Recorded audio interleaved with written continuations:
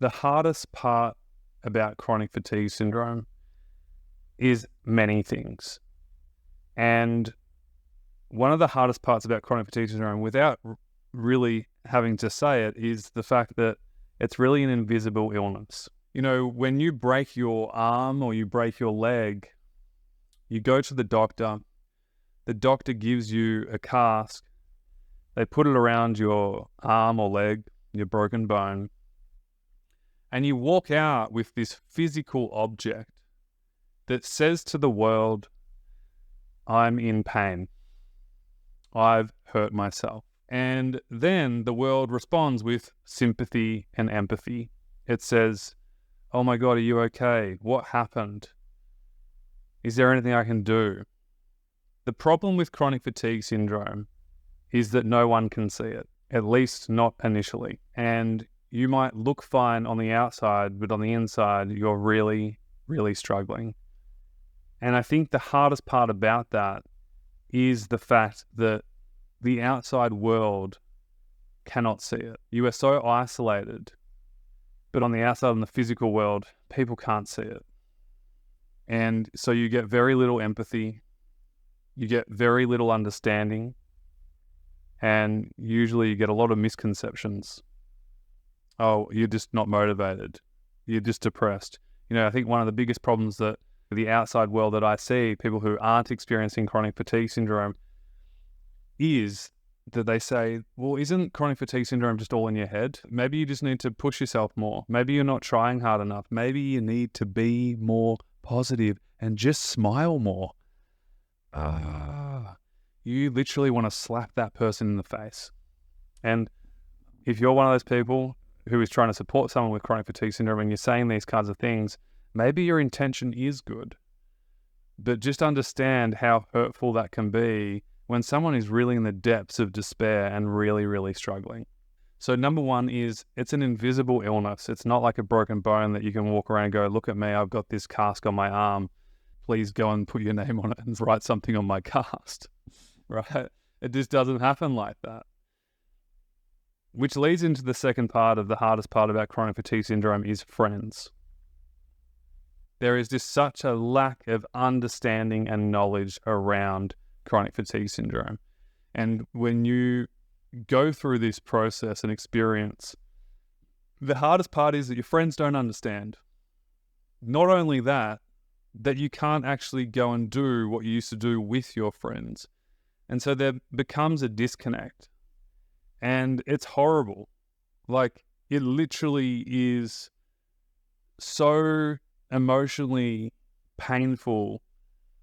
It's like a separation. It's literally like a relationship separation because you can't do what you used to be able to do and your friends don't understand.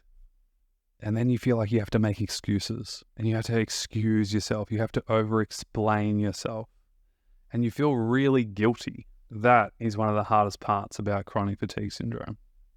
I said friends first because, you know, sometimes friends are our outlet away from our family. But when the friends go, the family comes in as the first point of call. And the hardest part about chronic fatigue syndrome is that there's a real struggle and sense of loss within the family. On one hand, your family just grieved the person that you were. On the other side, all they want is for you to get better. And so there can come a sense of pressure with that to the person suffering. You know, there's almost like this dragging the dog out the door when the dog is pulling and saying, no, I don't want to go, I'm not ready, or I can't do it. But the person is like, come on, you need to do this. And there's this pressure. I think one of the hardest things that people have to go through with chronic fatigue syndrome is the sense of guilt, letting their family and friends down. It's such a heavy burden that one places pressure on themselves when they're going through chronic fatigue syndrome to get better fast because they don't want to let their family and friends down. And can you imagine how hard that can be on the person dealing with this? I always say that, you know, there's usually suffering on top of suffering. And what I mean by that is firsthand suffering is the pain and the symptoms and the physical suffering that you're experiencing with chronic fatigue syndrome. The secondary suffering that comes on top of that is these things of guilt, sadness, heavy emotion that often comes as a secondary nature to experiencing something like chronic fatigue syndrome. And so, one of the biggest things that I know for a fact, a lot of our members feel this, and this is why we brought on a guilt expert to run How to Let Go of Guilt workshop, which is just, it has given so much freedom to so many people in our program around the world because they no longer have to experience guilt anymore. But it's definitely a process. People, when they first go through this, it's like the heaviest emotion that they feel. I think the hardest part about chronic fatigue syndrome is going to the doctors. I'll never forget when I finally got diagnosed with chronic fatigue syndrome when I was a teenager. And before that, it was a 2-year struggle of literally going from doctor to doctor, blood test to blood test, trying a million different therapies, trying the most alternative, weird, wacky therapies you can imagine. My family and I tried it. And when we finally found a specialist at Olympic Park in Melbourne, Australia, he sat us down and, this was going to be one of the best days of my life, I thought. We're finally going to get an answer. And we did. I remember going into his office and I was, extremely deconditioned at this point in my life. I had lost 20 kilos of muscle mass. I could barely function throughout the day. I was sleeping 15, 16 hours a day. And I was so severely ill. And I remember I just needed an answer. And we sit down, and after he'd run all the tests and he got us back in another time, he sat us down and he said, "You've got chronic fatigue syndrome." And I was so excited. I was like, for the first time, I know now I've got an answer. Before that, I didn't know what was wrong with me. There were so many things going wrong with me, but I just didn't know what it was. I couldn't put my finger on it. And this specialist said, "Yeah, you've got chronic fatigue syndrome."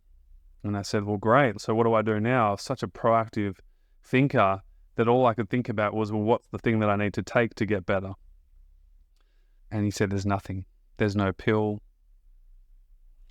There's no medication. You kind of just have to go home and rest.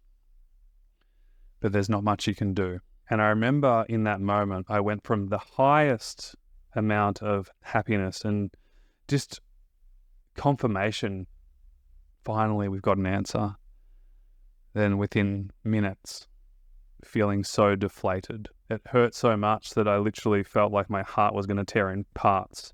I just couldn't believe that. What do I do now? There's nothing left.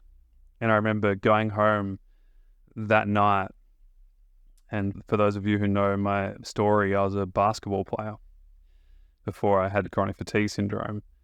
And I remember going home and I was so frustrated that as I walked into my bedroom, I picked up my basketball shoe and I just threw it as hard as I could against the wall.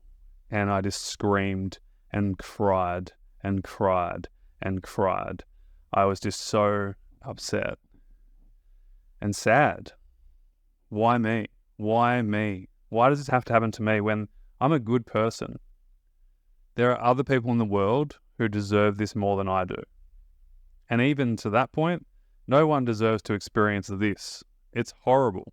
And of course, a long story short is that I picked up the pieces, and it took another kind of 6 months to really figure out, well, you can get better. It's just that there's no pill for you to take to get better. And I'm not going to go into that story today because I want to stay on our topic. But one of the hardest parts is the doctor to doctor to doctor to doctor, the bouncing of doctors. And this is not a discredit to doctors. I think there's some absolutely wonderful doctors in the world. And I constantly give a big shout out to Dr. Lionel Lubitz. He was the head of Royal Children's Hospital, and I was a patient of his. He was the one that said, it's possible, but it's not a quick fix. It's not overnight, but you're going to have to do some things to help yourself here. And so the concept of the baseline really started from there. Many, many years later, after I recovered, and then, I realized I wanted to make sure that no one else had to go through this, I went back to Dr. Lionel Lubitz and I said, "Can you look at this program for me? I've just created it. I want your advice."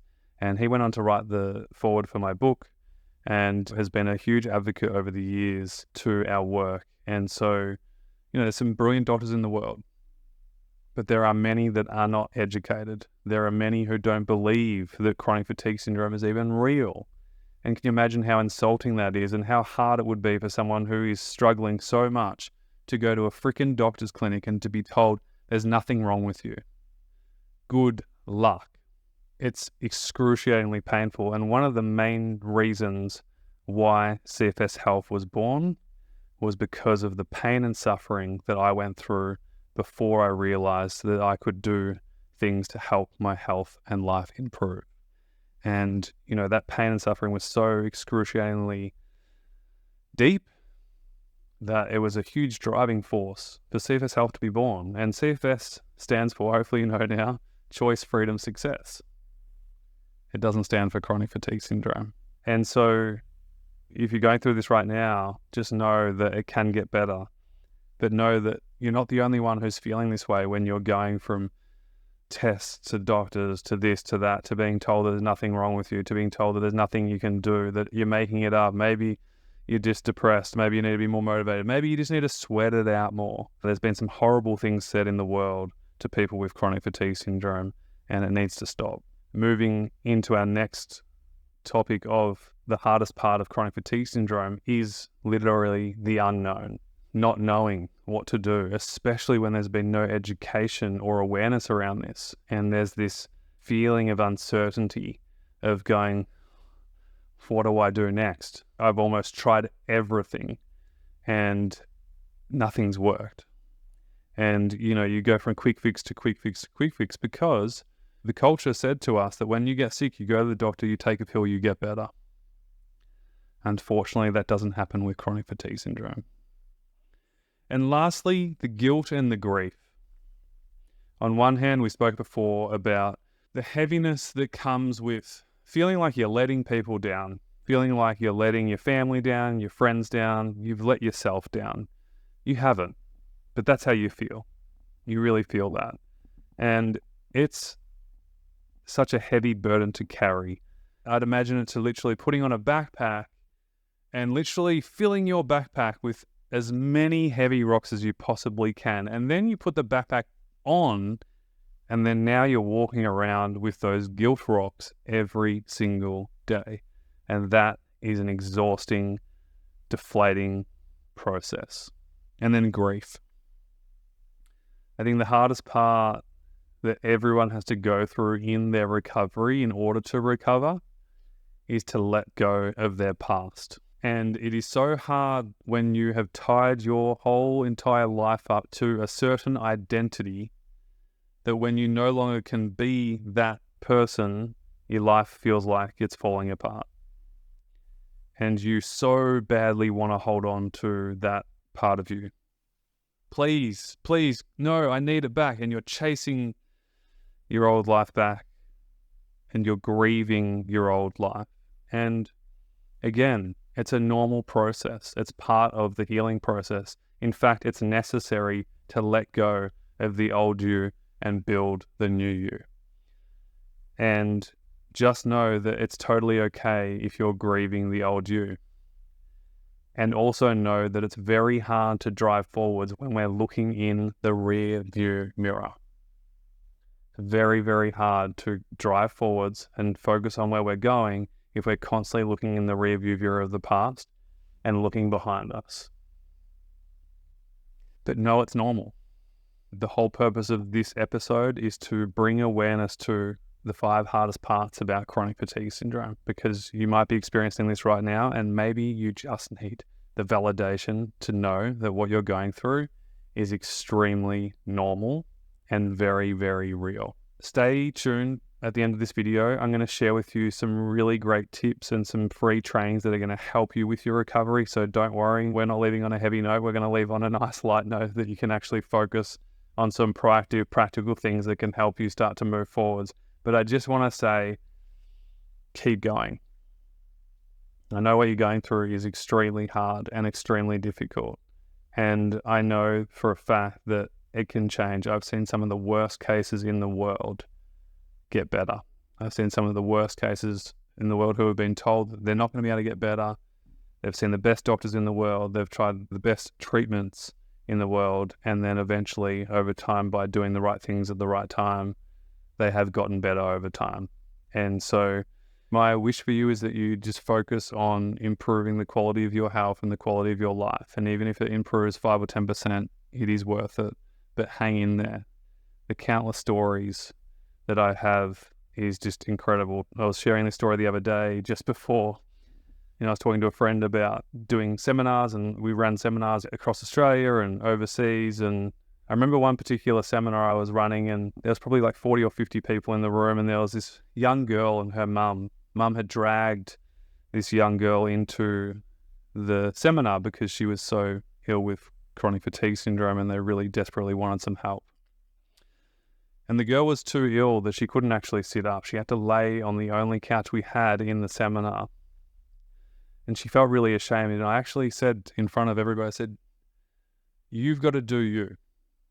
So if you need to lay on the couch right now, if you need to close your eyes, if you need to have a nap, there is no judgment here. All right? No judgment whatsoever. Do what you need to do. This is when the online program launched in 2013, over a decade ago. And the craziest thing happened. About 2 years later, I get a Facebook message from this youngish girl. And the youngish girl left a voice message, and she says, "Hi Toby, I don't know if you remember me, but I went to your seminar in Hobart, Australia, and I was the girl that was laying down on the couch and was so sick that I couldn't sit up. I just wanted to thank you so much for your work and your program. I'm now going to university. I'm as healthy as I've ever been. I have a boyfriend. I'm exercising, and I'm just having so much fun. And I just wanted to thank you so much for your work."